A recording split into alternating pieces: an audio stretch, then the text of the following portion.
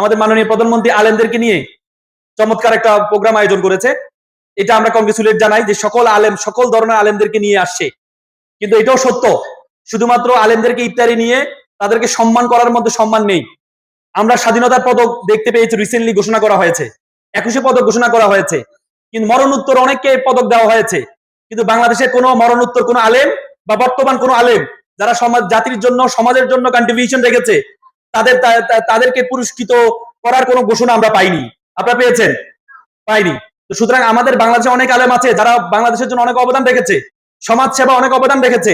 আহমদুল্লাহ সাহেবের মতো লোক ফাউন্ডেশন করে দারিদ্র বিবেচনায় ব্যাপক ভূমিকা পালন করছে, কিন্তু আমরা অনেকের ভূমিকাকে মূল্যায়ন করা হয়, কিন্তু আমাদের আলেম সমাজকে সেভাবে মূল্যায়ন করা হয় না। আজকের এই লাকসামের চমৎকার আয়োজন থেকে আমরা আহ্বান জানাবো, আমাদের যে আলেমরা যে যে জায়গায় অবদান রেখেছে, স্বাধীনতার পদক, 21শে পদক, যদিও আমাদের আলেমরা পদক পাওয়ার জন্য কাজ করে না, তারা কোরআনে বলেছে কুনতুম খায়রা উম্মাত উখরিজাত লিন-নাস, আমি তোমাকে সৃষ্টি করেছি মানুষের কল্যাণ করার জন্য, এই জন্য তারা কল্যাণ করে।